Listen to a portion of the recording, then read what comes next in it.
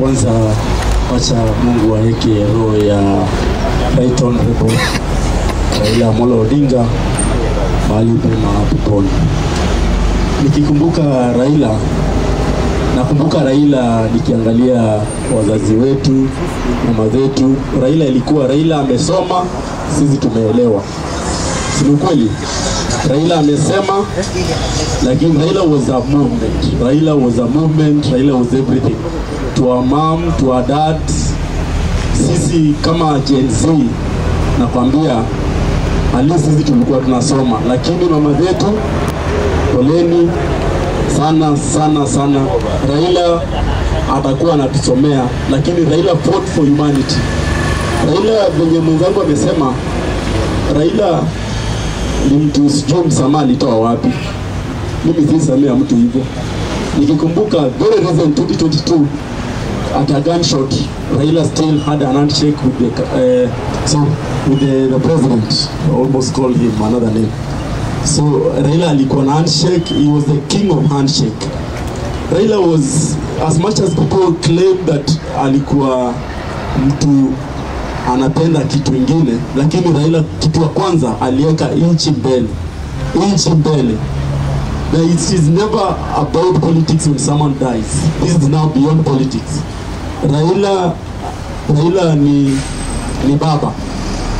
Raila ni baba kwa sababu tunaomboleza Raila sababu huko Central walikuwa wanawini kura juu ya kukashifu Raila.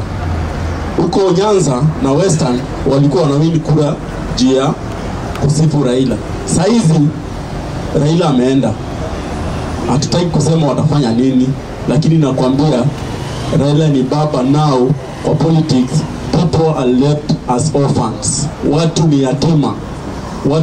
Ukiona watu wanatoa machozi, kiongozi wako anatoa machozi, si kupenda kwake, anatoa machozi sababu baba hayuko. Baba Raila just not a baba mwenye baba wa kunyoa ama baba nini. Raila was a father. Wacha father kuwa father wa Winnie, father wa Raila Odinga or Rosemary. Raila was a father to the nation. Raila is the father of multipartyism.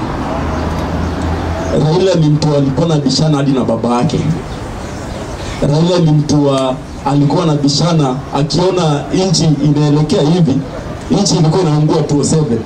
Raila akaona mimi nataka kuwa president. Kibaki anataka president. Wananchi ndio wanakufa. Tutafanya aje? Tutarudi nchi ina watu. Raila was always there to make sure that the parties reconcile, the parties are together, and Raila had a future. Ile news niko nayo ni Raila alisema anakuja kutupea mwelekeo. Kumbe alitupea mwelekeo ya kutuonyesha mimi nimeamua kutia nchi ndio sisi kama wananchi tusikie hiyo uchungu wa kukosa. Sasa mimi kama Gen Z nikisema, as much as Gen Z tulikuwa wale wanasema Gen Z tulikuwa taka nania, nimeona sister yake akisema something ingenifurahisha, but Raila will remain to be a movement. Raila is a legacy. Raila is what the future of this nation. Raila amefanya kazi yake hadi penye Mungu alitaka afikishe, na hapo ndiye ametufikisha. Na sisi kama wananchi ndio tuheshimu respect alikuwa nayo, tuheshimu legacy yake.